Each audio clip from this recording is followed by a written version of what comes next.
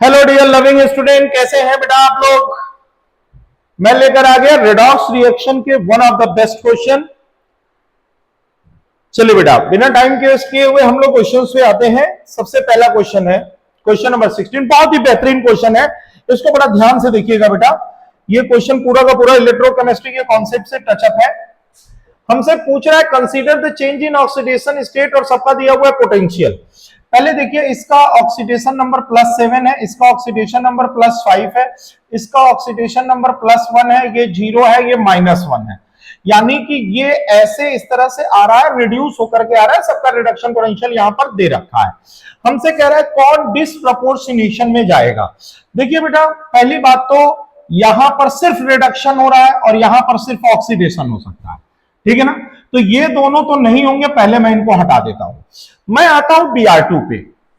जैसे जो हमारा Br2 है, ये Br2 जब Br माइनस में जा रहा है, Br2 से जब Br माइनस में जा रहा है, तो इसका E0 रिडक्शन पोटेंशियल जो है 1.06 है। और यहीं पर जब Br2 हमारा गया है HBRO में 0 से +1 में, तो इसका जो E0 ऑक्सीडेशन पोटेंशियल होगा रिवर्स में जाएगा तो -1.595 हो जाएगा। और E0 सेल निकालने के लिए इन दोनों को जोड़िए तो आपको वैल्यू किसमें मिलेगी? नेगेटिव। ये वैल्यू नेगेटिव में मिलने का मतलब ही है कि ये प्रोसेस स्पॉन्टेनियस नहीं है। इसका मतलब इसका डिसप्रपोर्शनेशन तो नहीं हो सकता। चलिए अब हम अगला उठाते हैं। HBRO से जब Br2 बना तो इसका E0 रिडक्शन जो है 1.595 है। और इसी HBr से जब तुम ये बनाओगे, यानी ऑक्सीडेशन HBRO से हमने बनाया BrO3-1, तो इसका E0 ऑक्सीडेशन रिएक्शन रिवर्स कर रहे हैं तो ये हो जाएगा -1.50। और दोनों को जब जोड़ोगे, E0 सेल निकालोगे तो वैल्यू हमारी पॉजिटिव में आएगी। पॉजिटिव में आने का मतलब ये हुआ कि HBRO से Br2 भी बन सकता है और BrO3 भी बन सकता है। ये वाली रिएक्शन हमारी स्पॉन्टेनियस होगी क्योंकि E0 सेल की वैल्यू क्या आ रही है? पॉजिटिव आ रही है। चलिए मैं BrO3 को भी चेक करा देता हूं। आप देखिए BrO3 अगर HBRO में गया तो इसका रिडक्शन हुआ, ठीक है ना। और रिडक्शन में इसकी वैल्यू रिडक्शन में आई 1.5। अगर यही BrO3 माइनस अगर ऑक्सीडाइज हो BrO4 माइनस में, तो इसका E0 जो ऑक्सीडेशन हुआ वो 1.82 माइनस में होगा।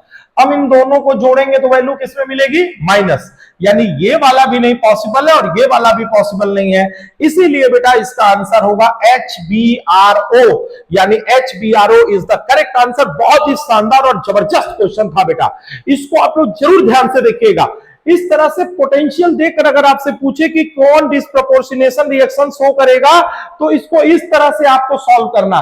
ये सिर्फ रिड्यूस हो सकता है, इसका सिर्फ रिडक्शन हो रहा है तो ये ऑक्सीडाइजिंग एजेंट की तरह बिहेव करेगा। इसका सिर्फ ऑक्सीडेशन हो सकता है तो ये रिड्यूसिंग एजेंट की तरह बिहेव करेगा। लेकिन ये वाला दोनों तरफ लेकर के जाएंगे, यहां से ये वैल्यू प्लस में और इधर जाओगे तो माइनस में, दोनों को जोड़ दो। इधर से ये प्लस में और इसको उल्टा करोगे तो ये माइनस में हो जाएगा। यहां ये उल्टा करने पे माइनस, ये करने पे प्लस, दोनों को जोड़िए, जोड़ने पे वैल्यू हमारी आनी चाहिए पॉजिटिव, क्योंकि E0 सेल बराबर होता है E0 oxidation plus E0 reduction. किसी भी रिएक्शन को रिवर्स करते हैं तो उसकी वैल्यू माइनस में हो जाती है। बहुत शानदार क्वेश्चन था बेटा, इसको जरूर कहीं नोट करके रख लीजिएगा। इस तरह के क्वेश्चन एग्जाम में पूछते हैं तो बहुत अच्छा क्वेश्चन बनता है। A solution of the potassium chlorate, ठीक है ना, KClO3 react with oxalic acid and H2SO4, it form K2SO4 plus KCl CO2 and H2O। बेटा यहां देखिए इसका +3 है और यहां पर इसका +4 है। सल्फर का +6 है, यहां भी सल्फर का +6 है, यहां पर इसका +5 है और यहां पर Cl का -1 है। तो +5 से -1 जाने में 6 का चेंज हो रहा है, यही मैक्सिमम चेंज है, तो इसका आंसर हो जाएगा C। चलिए नेक्स्ट क्वेश्चन है, chlorine react with the hot and concentrate. जब भी बेटा क्लोरीन NaOH से रिएक्ट करता है हॉट एंड कंसंट्रेट से। ये सब रिएक्शन तो आपको रटा होना चाहिए। क्लोरीन का हॉट एंड कंसंट्रेट के साथ रिएक्शन, क्लोरीन का डाइल्यूट और कोल्ड के साथ रिएक्शन। जब ये हॉट और कंसंट्रेट से बेटा रिएक्शन करेगा तो देखिए इसको रिएक्ट करने में जो है, जब भी हमारा Cl2 NaOH से रिएक्ट करता है तो बनाता है 5NaCl। रिएक्शन बैलेंस नहीं कर रहा हूं मैं, मेन प्रोडक्ट लिख रहा हूं NaCl और NaClO3 प्लस H2O।